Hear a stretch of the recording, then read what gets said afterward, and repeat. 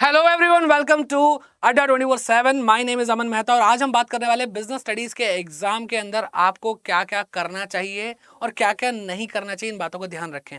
तो dos and don'ts को आज हम डिस्कस करने वाले हैं आज के सेशन में और बहुत ही इंपॉर्टेंट होने वाला है। ये बातें ध्यान रख लोगे बेटा तो आप एक अच्छा एग्जाम करके आओगे, अच्छा स्कोर करके आओगे। तो चलिए पढ़ना शुरू करते हैं डूज एंड डोंट्स के बारे में। ये गलती मत करना भाई।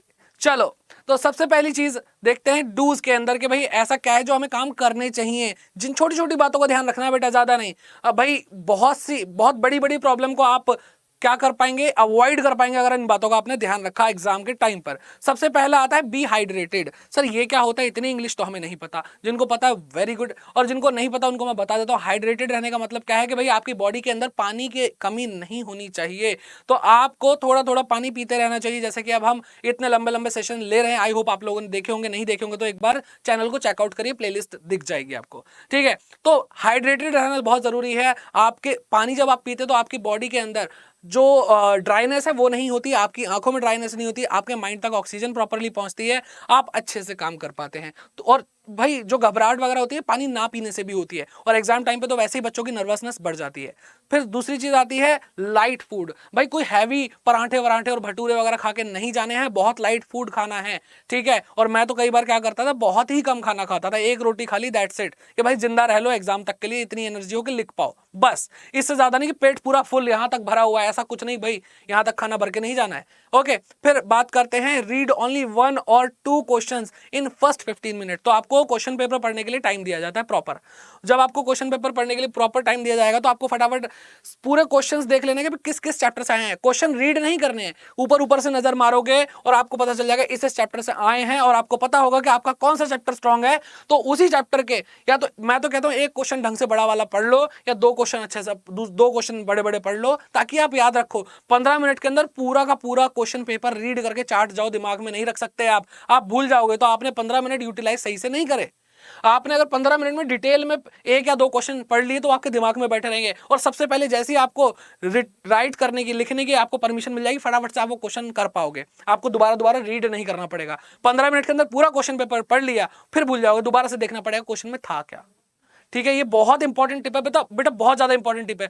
ये आपका 3 घंटे का पेपर 2.5 घंटे में करवा देगी। अगर 2.5 घंटे का अगर पेपर आप 2.5 घंटे में करते तो आप 2 घंटे में कर लोगे। ये बेटा सुपर प्रो टिप है, ये बात तो भाई मैं मानता हूं।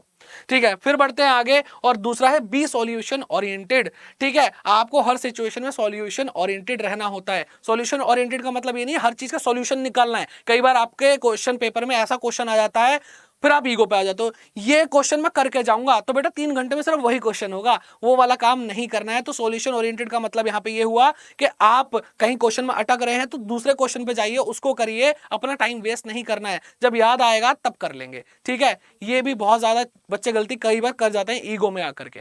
अब बेटा देखते हैं कि क्या नहीं करना है, डोंट्स में जाते हैं। तो सबसे बड़ी चीज जो जरूरी है, कई बच्चों के साथ कुछ टॉपिक्स मिस हो रहे हैं, छूट रहे हैं, नहीं प्रिपेयर हुए हैं। तो बेटा अगर आप एग्जाम डे की बात कर रहे हैं तो उस दिन कुछ भी नया नहीं उठाना है, कुछ भी नया नहीं उठाना है। आपने अगर मान लो तैयारी करी 80 में से 70 नंबर की, तो उसी 70 नंबर को, 60 नंबर को पक्का कर लो।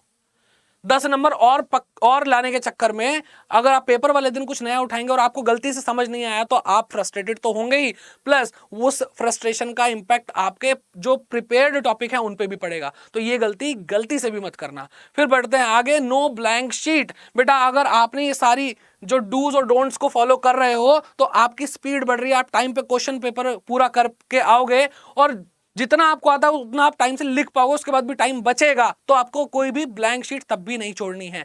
कुछ तो आइडिया होगा पूरे साल में, कुछ तो पढ़ा होगा।